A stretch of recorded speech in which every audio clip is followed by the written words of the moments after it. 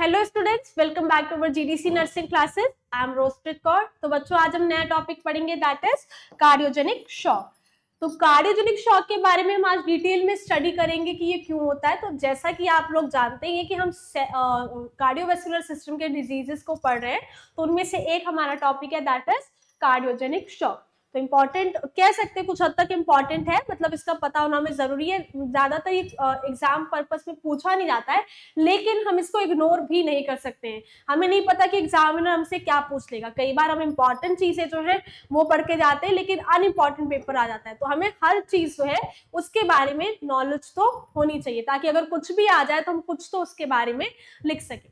तो video start करने से पहले मैं आपसे कहना चाहूंगी कि हमारे चैनल को सब्सक्राइब करें, बेल आइकन को प्रेस करें, ताकि आने वाले हर लेक्चर जो है वो आप तक पहुंच सके। तो चलिए बच्चे, स्टार्ट करते हैं। कार्डियोजेनिक शॉक होता क्या है?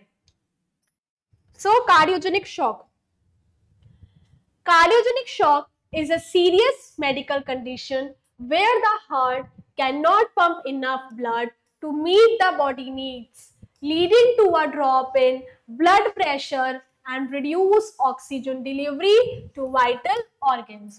तो क्या बोल रहे हैं यहाँ पर कि कार्डियोजेनिक शॉक क्या है? एक सीरियस मेडिकल कंडीशन है जहां पर क्या हो रहा है कि हमारा जो हार्ट है वो प्रॉपर तरीके से पंप नहीं कर पा रहा है।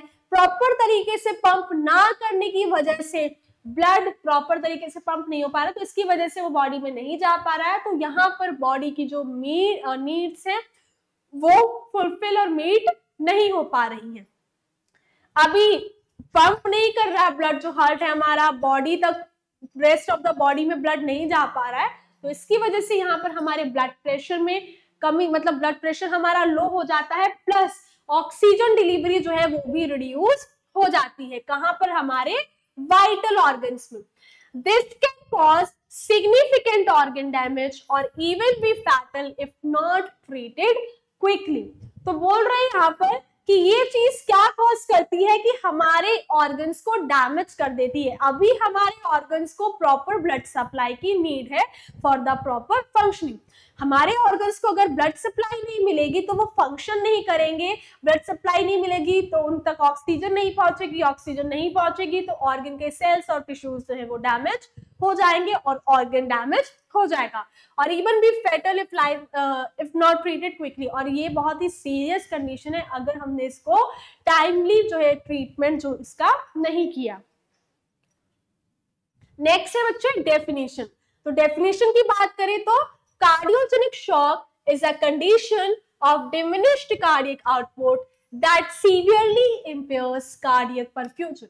तो क्या बोल रहे हैं यहाँ पर कि कार्डियोजेनिक शॉक जो है वो एक ऐसा कंडीशन है जो क्या करता है कि हमारे कार्डियक आउटपुट को डिमिनिश्ड करता है। मतलब ये किसके ऊपर इफेक्ट करेगा? डायरेक्टली हमारे कार्डियक आउटपुट पर ये इफेक्ट करता है। और ये सीवियरली जब कार्डियक आउटपुट इफेक्ट होता है तो ये क्या करता है कि हमारे कार्डियक परफ्यूजन को इम्पेयर कर देगा।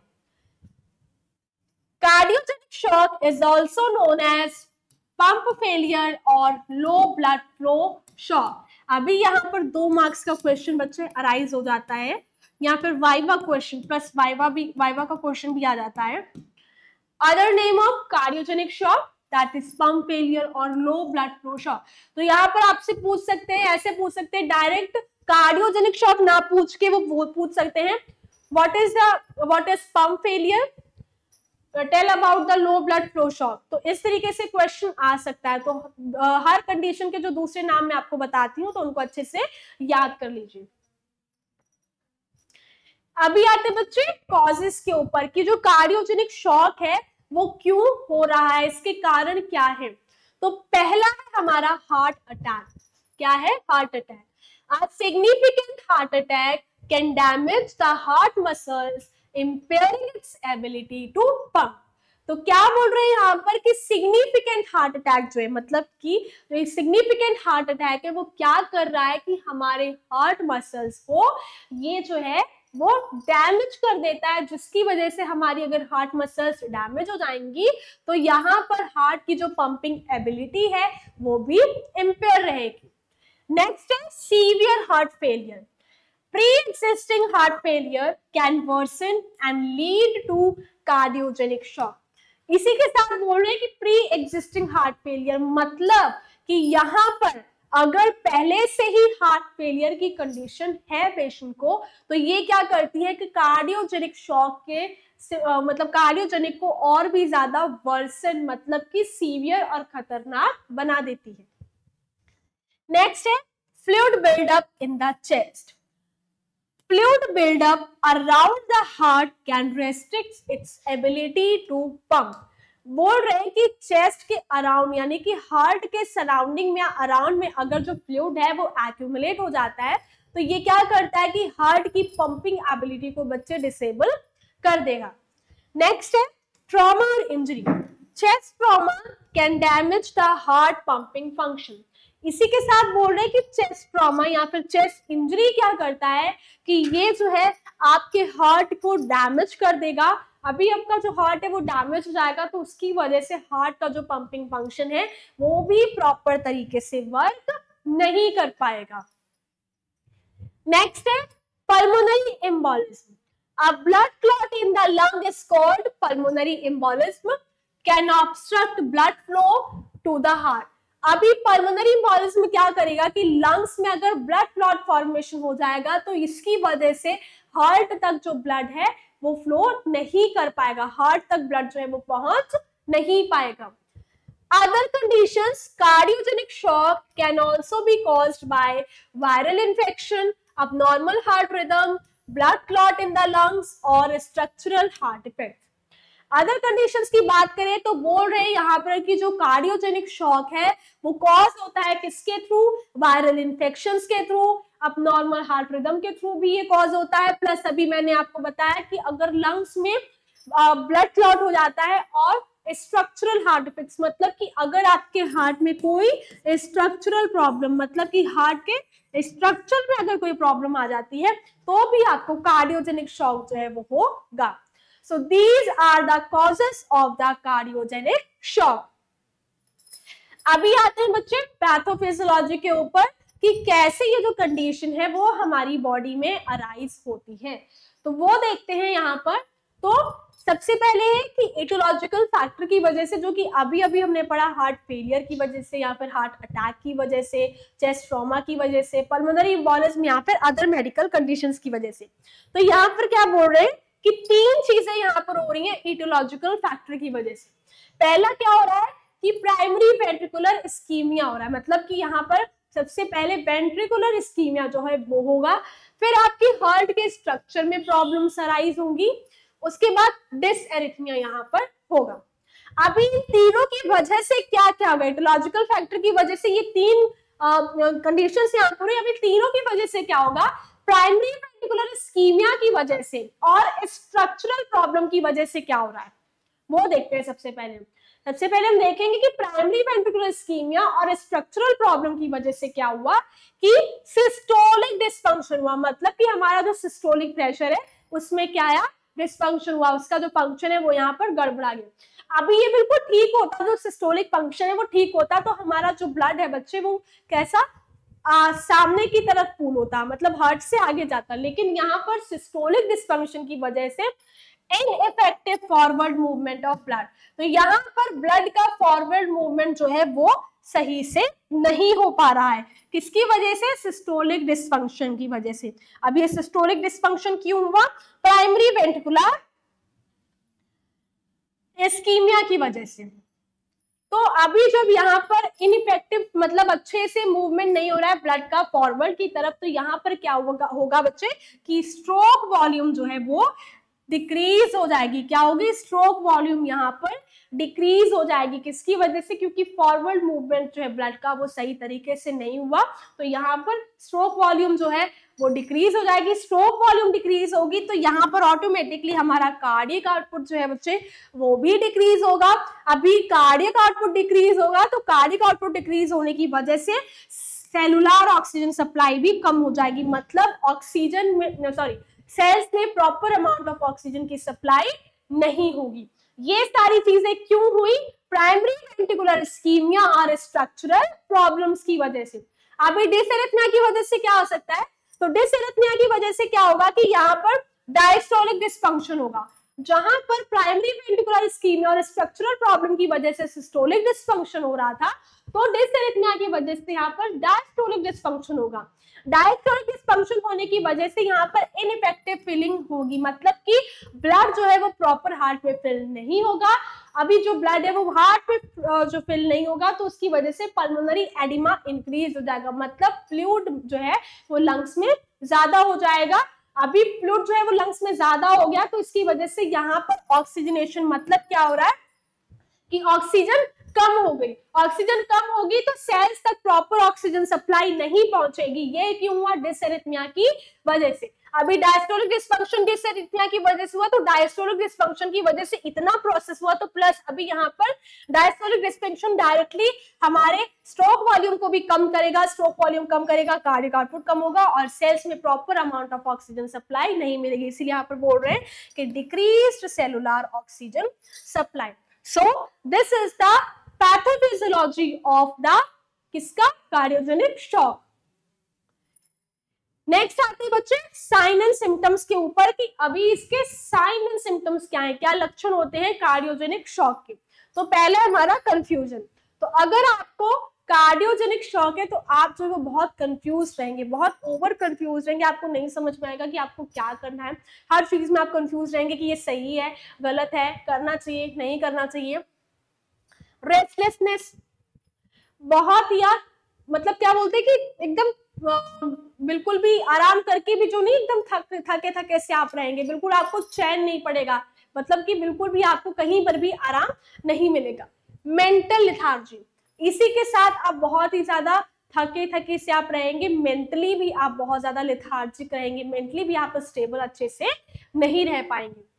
रैपिड और वीक पल्स, अभी यहाँ पर क्या होगा कि कभी आपकी पल्स बहुत ज्यादा तेजी से चलेगी, कभी आपकी जो पल्स है वो वीक रहेगी। तो क्या बोल रहे हैं यहाँ पर कि रैपिड और वीक पल्स भी कार्डियोजेनिक शॉक में अराइज हो सकती है।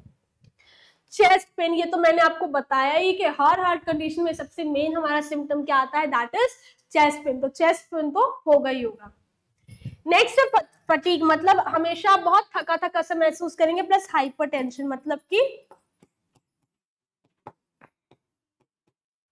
High blood pressure. हाइपरटेंशन का मतलब है बच्चों यहाँ पर कि बहुत ज्यादा ब्लड प्रेशर आपका जो है वो हाई रहेगा। नेक्स्ट इज पेरिफेरल पल्स, इसी के साथ ये भी एक सिम्टम है किसका? कार्डियोजेनिक शॉक का।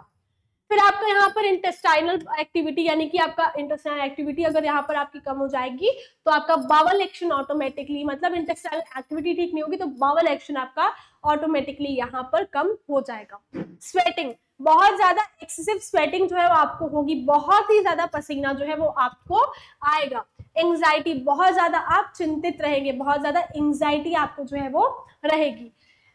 सीरियस अगर कार्डियोजेनिक शॉक है, मतलब अभी हार्ट जो है वो बिल्कुल ही फंक्शन नहीं कर पा रहा है, पंपिंग एबिलिटी हार्ट की बिल्कुल ही चली गई है, तो उस केस में आप कोमा में भी जा सकते हैं in a serious state of cardiogenic shock.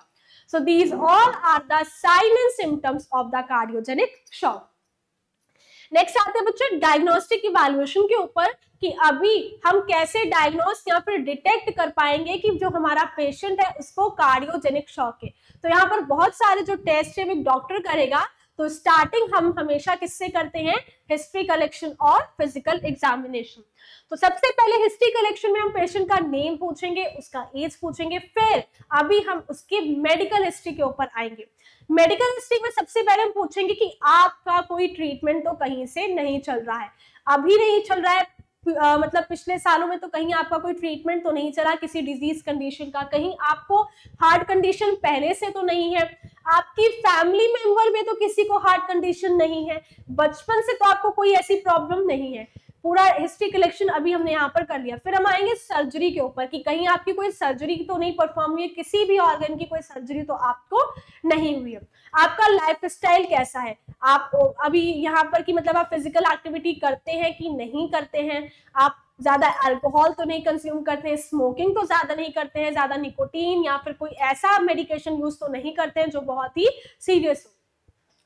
फिर आएंगे फिजिकल एग्जामिनेशन के ऊपर। तो फिजिकल एग्जामिनेशन में सबसे पहले क्या करेंगे, हम पेशेंट के वाइटल्स को असेस करेंगे, जैसे कि हमारा बीपी हो गया, पल्स हो गया, हार्ट रेट हो गया, है ना, रेस्पिरेशन हो गया। सबसे पहले हम ये देखेंगे, अभी हम पेशेंट के साइन एंड सिम्टम्स को असेस करेंगे। यहाँ पर साइन एंड सिम्टम्स में हम देखेंगे पेशेंट मेंटली कंफ्यूज तो नहीं है, हम उससे कुछ पूछ रहे हैं तो हमने साइन एंड सिम्टम्स में भी पढ़ा था कि कंफ्यूजन जो है यहाँ पर बहुत ज्यादा होता है। तो सबसे पहले हम पेशेंट से क्वेश्चन करेंगे, तो उस क्वेश्चनिंग से हम पता कर सकते हैं कि क्या पेशेंट जो है वो कंफ्यूज्ड है, मतलब उसे कुछ समझ ही नहीं आ रहा है कि क्या मेरे आसपास हो रहा है।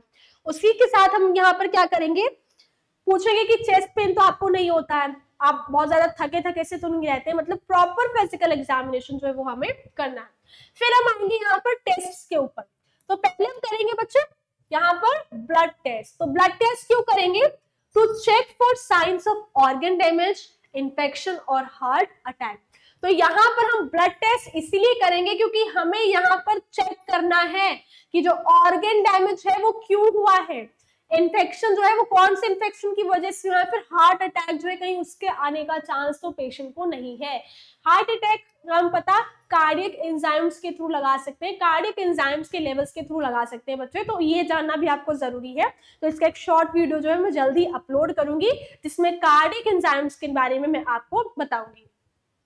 नेक्स्ट है electrocardiogram. So record the heart's electrical activity to identify abnormalities. तो इलेक्ट्रोकार्डियोग्राम में बच्चे हम क्या करते हैं कि यहाँ पर हम हार्ट के इलेक्ट्रिकल एक्टिविटी को रिकॉर्ड करते हैं ताकि कोई एबनॉर्मलिटी तो जो नहीं है उसको हम अच्छे से आइडेंटिफाई कर पाए। Chest x ray helps assess the size and shape of the heart and look for fluid in the lungs। इसी के साथ हमें क्या करना है, चेस्ट एक्सरे करेंगे। तो चेस्ट एक्सरे के थ्रू हम पता कर सकेंगे, असेस कर सकेंगे कि पेशेंट का हार्ट और उसके जो लंग्स है उसका साइज क्या है, शेप क्या है, कहीं लंग्स में फ्लूइड कलेक्शन तो नहीं हुआ है, मतलब कि पल्मोनरी एडिमा तो नहीं हुआ है, क्योंकि पैथोफिजियोलॉजी में हमने देखा था कि डायस्टोलिक डिसफंक्शन की वजह से वहां पर क्या हो रहा था, पल्मोनरी एडिमा भी होगा। तो उसके थ्रू भी हम पता कर सकते हैं चेस्ट एक्सरे के थ्रू। नेक्स्ट है echocardiogram. uses sound waves to create an image of the heart and assess its structure and function। तो इकोकार्डियोग्राम में हम क्या करेंगे कि यहाँ पर हम साउंड वेव्स का बच्चे यूज करते हैं ताकि हम हार्ट के इमेज को क्रिएट कर सके, मतलब यहाँ पर हम अल्ट्रासाउंड करते हैं, किसका, हार्ट का यहाँ पर अल्ट्रासाउंड करते हैं। तो उसके थ्रू हम फिर बाद में पता कर सकते हैं कि पेशेंट के हार्ट का स्ट्रक्चर और उसका जो फंक्शन है वो कैसा है। नेक्स्ट है कार्डियक कैथेटराइजेशन और angiogram may be done to identify blocked और narrowed arteries। तो कार्डियक कैथेटराइजेशन और जो एंजियोग्राम है बच्चे वो हम शायद इसीलिए करते हैं, मे बी डन क्या, इसीलिए ही हम करते हैं ताकि हम यहाँ पर जो हमारी ब्लॉक्ड और जो नैरोड आर्टरीज हैं उनको हम आइडेंटिफाई कर सकें। So these all are the diagnostic evaluation of the cardiogenic shock. इन सारे टेस्ट के थ्रू हम पता कर सकते हैं, कंफर्म कर सकते हैं कि क्या हमारे पेशेंट को कार्डियोजेनिक शॉक है। नेक्स्ट अभी आगे बढ़ते हैं, तो फिर आते हैं मेडिकल मैनेजमेंट के ऊपर कि अगर हमारे पेशेंट को कार्डियोजेनिक शॉक है तो मेडिकल मैनेजमेंट के थ्रू हम उसको कैसे सही करेंगे, तो वो देखते हैं बच्चे। सो वेसोप्रेसर, सबसे पहले हम यहाँ पर कौन सी मेडिकेशन पेशेंट को देंगे, that is vasopressor. These medications such as norepinephrine, Levoped and dopamine help increase blood pressure and blood flow। तो यहाँ पर बोल रहे हैं कि जो मेडिकेशंस जैसे कि नॉरएपिनेफ्रिन जो मेडिकेशंस होगी हमारी, लेवोफेड वगैरह, या फिर जो डोपामिन है, ये क्या करते हैं बच्चे कि ये जो मेडिकेशंस है, जो वेसोप्रेसर्स होते हैं, ये हमारे ब्लड प्रेशर और ब्लड फ्लो को इंक्रीज करने में हेल्प करते हैं। क्योंकि हमने स्टार्टिंग में ही पढ़ा था कि कार्डियोजेनिक शॉक में क्या हो रहा है, ब्लड हमारा जो बीपी है वो भी ड्रॉप हो रहा है, ब्लड फ्लो भी कम हो रहा है, तो उसको इंक्रीज करने के लिए हम क्या ड्रग देंगे, vasopressors to increase the blood pressure and to improve the blood flow। Next, nootropic agents. These drugs like dobutamine and milrinone improve the heart pumping function। अभी यहाँ पर बोल रहे हैं कि जो ड्रग्स यानी कि इनोट्रोपिक जो एजेंट्स हैं, जैसे कि हमारा ड्यूबिटामिन हो गया या फिर मिलरिनोन हो गया, ये क्या करता है बच्चे कि हमारे हार्ट के पंपिंग फंक्शन को बेहतर और इंप्रूव करता है। कौन? Inotropic agents. नेक्स्ट आते हैं एंटीप्लेटलेट एजेंट्स पर। Aspirin and other antiplatelet medications help prevent blood clots specially in patients with coronary artery disease. तो क्या बोल रहे हैं बच्चे यहाँ पर कि एंटीप्लेटलेट एजेंट्स जैसे कि एस्पिरिन या फिर जो अदर एंटीप्लेटलेट जो हमारी मेडिकेशंस हैं, ये क्या करती हैं, ये क्या करेंगे कि प्रिवेंट कर देंगे किसको? ब्लड क्लॉट होने से ये प्रिवेंट कर देंगे, स्पेशली उन पेशेंट्स में जिनको क्या है? कोरोनरी आर्टरी डिजीज है। तो एंटीप्लेटलेट एजेंट्स का भी हम कार्डियोजेनिक शॉक में यूज करते हैं। नेक्स्ट आते हैं बच्चे वेसोडायलेटर्स के ऊपर। Medications like nitroglycerin can help relax blood vessels and reduce the heart workload। तो यहाँ पर क्या बोल रहे हैं कि मेडिकेशन जैसे कि nitroglycerin can help relax blood vessels, ये क्या करती है कि हमारी ब्लड वेसल्स को रिलैक्स करने में हेल्प करती हैं। इससे क्या होगा? जब हमारी ब्लड वेसल्स रिलैक्स होंगी तो हार्ट के ऊपर जो वर्कलोड ज्यादा पड़ रहा है वो भी यहाँ पर कम हो जाएगा। तो दूसरी मेडिकेशन हम क्या देंगे? That is nitroglycerin which can relax the blood vessels and reduce the heart workload। other medications की बात करें तो depending on the cause of the shock, other medications may be used to address specific underlying conditions such as heart rhythm problems or fluid overload। तो क्या बोल रहे हैं यहाँ पर कि अदर मेडिकेशंस का हम यहाँ पर यूज करते हैं, मतलब कि यहाँ पर अदर मेडिकेशंस का यूज करेंगे जो भी मतलब depending on the cause of the shock. और अदर मेडिकेशन मतलब कि अभी जो शॉक का कौन सा कॉज है ये उसके ऊपर डिपेंड होता है, और अदर मेडिकेशंस का हम यूज करते हैं ताकि हम अंडरलाइन कंडीशंस जो है हम उनको ट्रीट कर सकें। जैसे कि हार्ट रिदम प्रॉब्लम्स हो गया या फिर यहाँ पर फ्लूइड ओवरलोड हो गया, तो फ्लूइड ओवरलोड के लिए हम क्या करेंगे बच्चे? डायरेटिक्स पेशेंट को देंगे। तो डायरेटिक्स क्या करती है कि हमारी बॉडी से एक्सेस अमाउंट ऑफ फ्लूइड को हमारी बॉडी से बाहर निकाल देती है। ये काम किसका होता है? डायरेटिक्स का। So this is the medical management of the cardiogenic shock. तो यहाँ पर हमारा मेडिकल मैनेजमेंट खत्म होता है। अभी आते हैं बच्चे सर्जिकल मैनेजमेंट के ऊपर। तो अगर सीवियर कार्डियोजेनिक शॉक है तो हमें सर्जरी की नीड भी हो सकती है। तो सर्जिकल मैनेजमेंट में हम क्या करेंगे? CABG, coronary artery bypass grafting. So if cardiogenic shock is caused by blocked or narrowed coronary arteries, CABG creates new pathway for blood to flow around the blockage, ensuring better blood supply to the heart muscles। तो क्या बोल रहे हैं कि अगर जो cardiogenic shock जो है बच्चे वो ब्लॉक्ड और नैरो कोरोनरी आर्टरी की वजह से यहाँ पर हो रहा है, तो हम यहाँ पर क्या करेंगे? CABG के थ्रू एक नए पाथवे को क्रिएट करेंगे, एक नया पाथवे, एक नया रास्ता बनाएंगे ब्लड को फ्लो होने के लिए, जहां कहां से? ब्लॉक्ड आर्टरी से, ताकि प्रॉपर ब्लड फ्लो जो है वो मिल सके, प्रॉपर ब्लड सप्लाई हो सके। कहां तक? हार्ट मसल्स तक। This procedure involves taking a healthy blood vessel from another part of the body like the leg or arm and attaching it to the blocked artery and bypass the obstruction। तो क्या बोल रहे हैं कि ये जो procedure है इसमें हम क्या करते हैं बच्चे कि एक हेल्दी ब्लड वेसल को लेते हैं from the other part of the body से, वो लेग या फिर आर्म हो सकती है, और इसको हम उसी ब्लड वेसल को अटैच कर देते हैं, ब्लॉक्ड है जहां से आर्टरी वहां से, और उसका एक नया रास्ता हम क्रिएट करते हैं ताकि हार्ट मसल्स तक जो है प्रॉपर ब्लड सप्लाई जो है वो हो सके। तो ये प्रोसीजर है हमारा CABG का। नेक्स्ट आते हैं surgical repair of heart valves or other structures। If a heart valve or other heart structure is damaged or injured, surgery might be necessary to repair or replace it to restore proper blood flow and function। तो क्या बोल रहे हैं यहाँ पर कि अगर यहाँ पर ये बोला जा रहा है कि अगर जो हमारा जो बच्चे हार्ट वॉल्व है, वो हार्ट वॉल्व या उसके जो अदर हार्ट स्ट्रक्चर्स हैं वो डैमेज हो चुके हैं प्रॉपर तरीके से और इंजर्ड हो चुके हैं, तो यहाँ पर सर्जरी माइट बी नेसेसरी। तो सर्जरी यहाँ पर बहुत इंपॉर्टेंट हो जाती है ताकि हम क्या करें? रिपेयर और रिप्लेस कर सकें उन मतलब कि डैमेज स्ट्रक्चर्स को, ताकि प्रॉपर ब्लड फ्लो जो है उसको हम रिस्टोर करके अपने जो ऑर्गन है उसका हम फंक्शन बेटर बना सकें। नेक्स्ट है वेंट्रिकुलर असिस्ट डिवाइसेस, जिसको हम VAD भी बोल देते हैं। सो VAD is a mechanical pump that is attached to the heart to help it circulate blood. It can be used as a bridge to heart transplantation or as a long-term solution for some individuals with end-stage heart failure.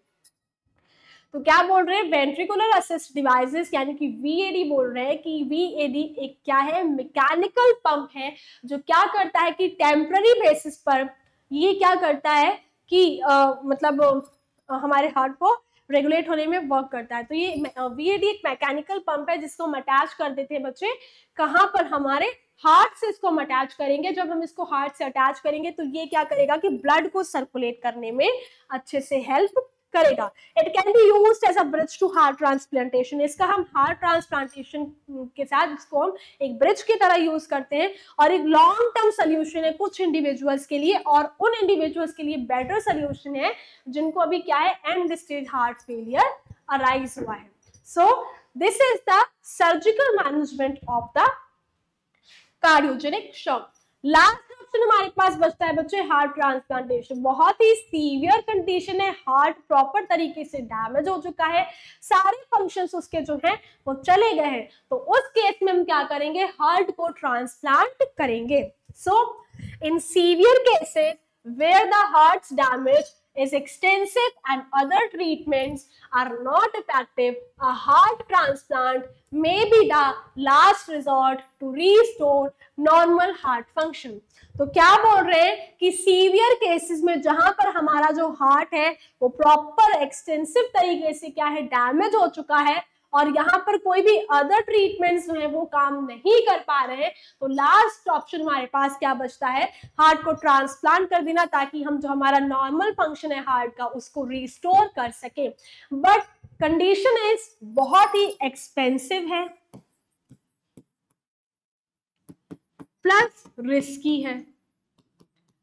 एक आम और गरीब इंसान तो इसको करा ही नहीं पाएगा बेचारा। रिस्की क्यों है, क्योंकि हम नहीं जानते हैं कि बाहर से कोई नया ऑर्गन जो है वो हमारी बॉडी जो है वो अडेप्ट करेगी कि नहीं करेगी। कुछ केसेस में अगर वो अडेप्ट कर ले तो it well and good, heart surgeries जो है वो सक्सेसफुल होती है बच्चे, लेकिन वो तब सक्सेसफुल होती हैं जब जो बॉडी जो है वो दूसरे ऑर्गन को खुद में फिट कर ले। अगर बॉडी जो है वो अडेप्ट नहीं कर पा रही है दूसरे ऑर्गन को, तो यहाँ पर डेथ भी पेशेंट की हो सकती है। इसीलिए बोला गया है कि रिस्की प्रोसीजर भी है। अभी आते हैं बच्चे नर्सिंग मैनेजमेंट के ऊपर। अभी एज अ नर्स हमारा क्या कर्तव्य है अपने पेशेंट के ऊपर, क्योंकि हम पढ़ ही क्या रहे हैं, nursing management of cardiovascular disease. तो नर्स का क्या काम है कार्डियोजेनिक वाले पेशेंट के लिए।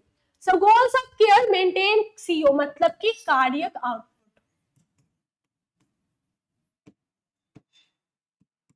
तो सबसे पहले यहाँ पर गोल्स जो है केयर के वो ये है, हमारा पहला गोल ये होना चाहिए कि हमें प्रॉपर केयर जो है वो अपने पेशेंट का करना है, जिसमें हमें क्या मेंटेन करना है, सबसे पहले कार्डियक आउटपुट। फिर क्या करेंगे, वाइटल साइंस को हम असेस करेंगे। हमें क्या करना है कि असेस द वाइटल साइंस, और LOC मतलब लॉस ऑफ कॉन्शियस लेवल। तो हम क्या करेंगे, यहाँ पर वाइटल साइंस को असेस करेंगे, LOC को असेस करेंगे, मतलब कि पेशेंट कॉन्शियस है या फिर नहीं। पल्स रेट पेशेंट का देखेंगे, हार्ट एंड लंग साउंड्स भी यहाँ पर हम अच्छे से असेस करेंगे। पेन कितना है पेशेंट को, कहाँ पे हो रहा है, क्या है, सब देखेंगे। And report to HCP immediately, सारी चीजें असेस करके हम रिपोर्ट करेंगे किसको, HCP को। अभी आप बोलेंगे मैडम HCP क्या है, तो बताती हूँ मैं। फुल फॉर्म बच्चे शॉर्ट फॉर्म है ये, हेल्थ केयर पर्सनल।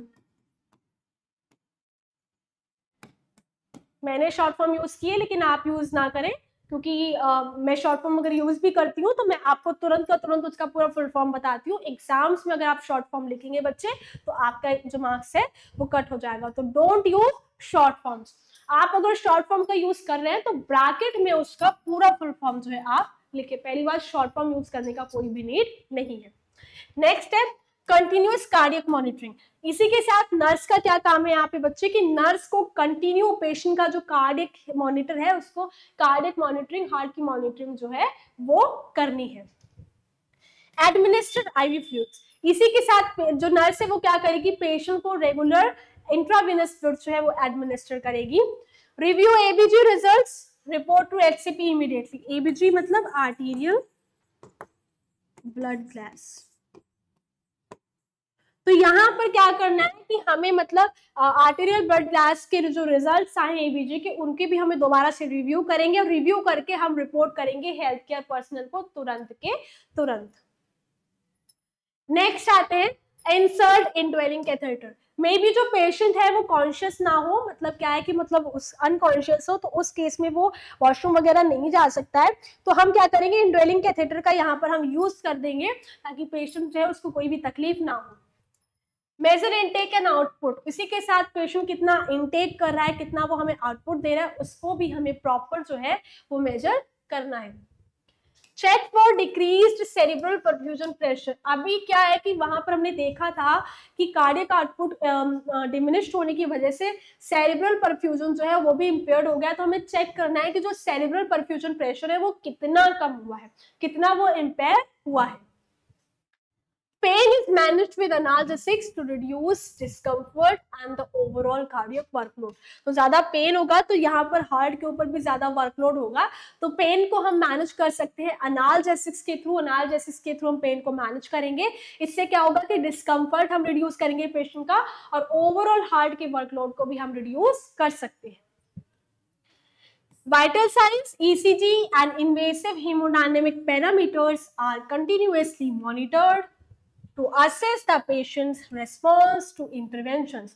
इसी के साथ बोल रहे हैं यहाँ पर कि वाइटल साइंस को BP, pulse rate, heart rate, respiration, ECG और जो भी इन्वेसिव हेमोडायनामिक पैरामीटर्स है कंटिन्यू लगातार हमें उनको मॉनिटर करना है। पेशेंट जो है हमने जो मतलब ट्रीटमेंट उसे दिया, जो इंटरवेंशंस दिए, वो उसके प्रति कितना अच्छे से रिस्पॉन्स कर रहा है वो भी हम चीज अच्छे से देखेंगे।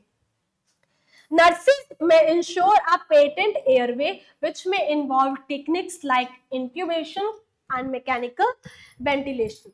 इसी के साथ नर्सेस क्या है बच्चे इंश्योर करेंगी पेटेंट एयरवे को, जो कौन सी टेक्निक्स इंक्लूड करती हैं, इंट्यूबेशन और मैकेनिकल वेंटिलेशन को इंक्लूड करती हैं। Nutritional support is important, crucial to maintain overall health and support cardiac function especially in patients with impaired skin integrity.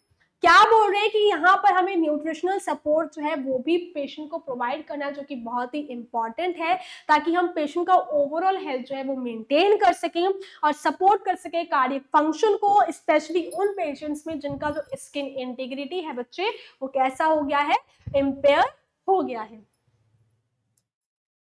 Next आते हैं patients and their families need emotional support to address the psychological impact of a critical illness. बोल रहे हैं यहाँ पर कि जो patients है और जो उनकी फैमिलीज हैं उनको इमोशनल सपोर्ट का यहाँ पर नीड हो सकता है ताकि हम उनका जो उनकी क्रिटिकल इलनेस की वजह से जो उनके ऊपर जो उनका साइकोलॉजिकल इम्पैक्ट पड़ रहा है हम उसको असेस कर सकें।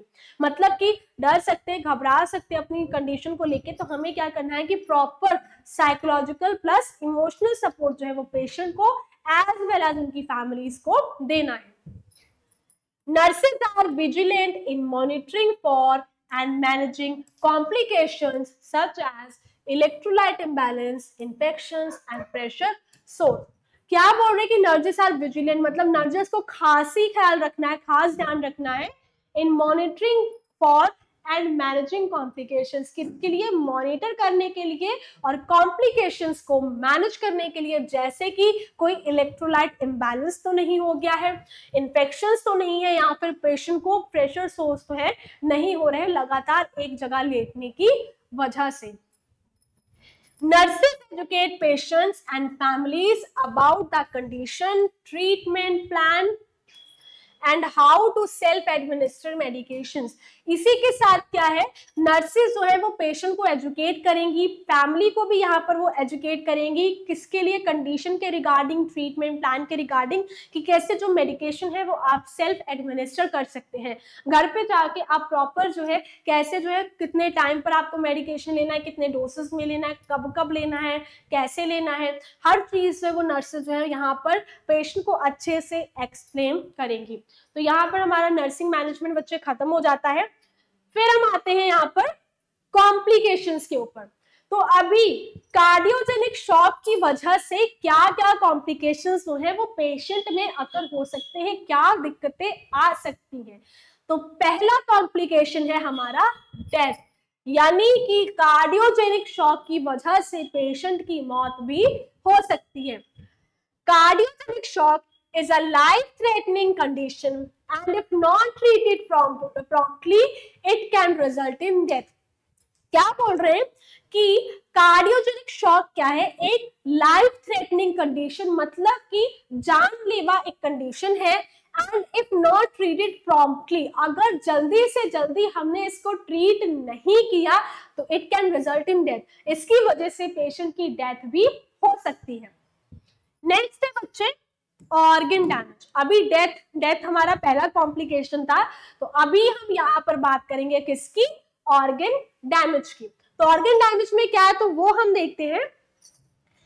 Reduced blood flow to vital organs due to low cardiac output can cause damage to the brain, liver and kidneys. This damage can be temporary और परमानेंट। तो क्या बोल रहे हैं कि reduce blood flow to vital organs, अगर जो हमारे ब्लड फ्लो जो है हमारे वाइटल ऑर्गन्स में क्या होगा कि ब्लड फ्लो नहीं होगा, ऑक्सीजन हमारे वाइटल ऑर्गन्स में नहीं जाएगी, ऑक्सीजन नहीं जाएगी तो सेल्स और टिश्यूज वहां के डेथ हो जाएगी। सेल्स और टिश्यूज की डेथ हो जाएगी तो हमारा ऑर्गन प्रॉपर तरीके से फंक्शन नहीं करेगा और ऑर्गन जो है वो डैमेज हो जाएगा। तो यही वही यहाँ पर बोल रहे हैं कि ब्लड फ्लो रिड्यूस होने की वजह से हमारे वाइटल ऑर्गन्स में क्या है कि प्रॉपर जो है वो ऑक्सीजन वगैरह सप्लाई नहीं हो पा रही, तो इसकी वजह से लो कार्डियक आउटपुट हो रहा है। तो लो कार्डियक आउटपुट कैन कॉज, अभी लो कार्डियक आउटपुट क्या करेगा कि can cause brain, liver, kidney damage. अभी ये जो डैमेज है बच्चे वो टेम्पररी या फिर परमानेंट हो सकता है। नेक्स्ट आते हैं स्ट्रोक के ऊपर। So, cardiogenic shock can increase the risk of stroke as the brain may not receive enough oxygen and nutrient. Stroke भी हो सकता है। तो न्यूरोलॉजिकल वाली यूनिट में मैंने आपको बताया था ब्रेन स्ट्रोक की एक पूरी कंडीशन मैंने आपको बताई थी बच्चे, कि ब्रेन स्ट्रोक तब अगर होता है जब हमारी ब्लड वेसल्स में से क्या हो रहा है कि ब्लड सप्लाई कट ऑफ या फिर रेस्ट्रिक्ट हो रही है ड्यू टू एनी कॉज की वजह से। तो क्या होगा कि वहां पर प्रॉपर ब्लड सप्लाई हमारे ब्रेन तक नहीं पहुंचेगी, प्रॉपर न्यूट्रिएंट्स, प्रॉपर ऑक्सीजन हमारे ब्रेन तक नहीं पहुंचेगी, which is very necessary for the cells and tissues. अगर ऐसा नहीं होगा तो विद इन अ सेकेंड्स, अगर ब्लड फ्लो हमारे ब्रेन में नहीं जाएगा तो विद इन अ सेकेंड्स में ही हमारे ब्रेन के सेल्स और टिश्यूज डैमेज हो जाएंगे और पेशेंट को स्ट्रोक हो जाएगा। तो कार्डियोजेनिक शॉक की वजह से स्ट्रोक भी हो सकता है, क्योंकि यहाँ पर क्या हो रहा है कि ब्रेन को प्रॉपर अमाउंट ऑफ ऑक्सीजन और जो न्यूट्रिएंट्स हैं वो नहीं मिल पा रहे हैं। नेक्स्ट है यहाँ पर बच्चे कार्डियक अरेस्ट। तो abnormal heart rhythm, a common complication of cardiogenic shock, can lead to cardiac arrest. तो बोल रहे हैं यहाँ पर कि abnormal heart rhythm जो है वो कॉमन, बहुत ही कॉमन कॉम्प्लिकेशन है किसका, कार्डियोजेनिक शॉक का, और ये क्या करता है कि कार्डियक अरेस्ट भी कर सकता है। नेक्स्ट है थ्रोम्बोएम्बोलिज्म।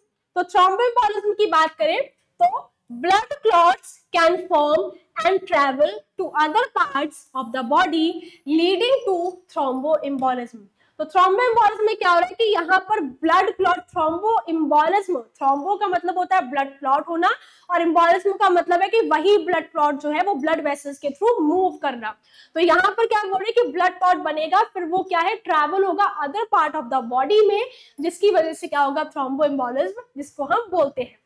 एट लास्ट आते हैं बच्चे रीनल फेलियर के ऊपर। तो रीनल फेलियर में क्या है, reduced blood flow to the kidney can cause acute kidney injury and potentially lead to renal failure.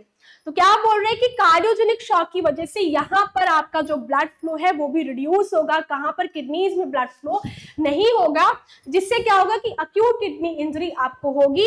अभी इंजरी जो है वो पोटेंशियली क्या करेगी, रीनल फेलियर कर देगी, क्योंकि प्रॉपर अमाउंट ऑफ ब्लड जो है वो यहाँ पर नहीं मिल रहा है। So this is all about बच्चे कार्डियोजेनिक शॉक। तो यहाँ पर हमारी टॉपिक जो है वो खत्म होता है, इंपॉर्टेंट टॉपिक है, तो आप इसको अच्छे से पढ़ लीजिए। इसी के साथ मिलते हैं हम नए लेक्चर में। तो जाने से पहले मैं आपसे कहती हूँ कि हमारा जो चैनल है उसको सब्सक्राइब कर ले, बेल आइकन को प्रेस कर ले, ताकि आने वाले जो रीसेंट लेक्चर्स हैं और जो भी हमारे चैनल पर इंफॉर्मेटिव इन्फॉर्मेशन जो है कॉम्पिटिटिव एग्जाम से रिलेटेड या फिर अदर फैक्टर से रिलेटेड दी जा रही है वो आपको मिल सके। Thank you.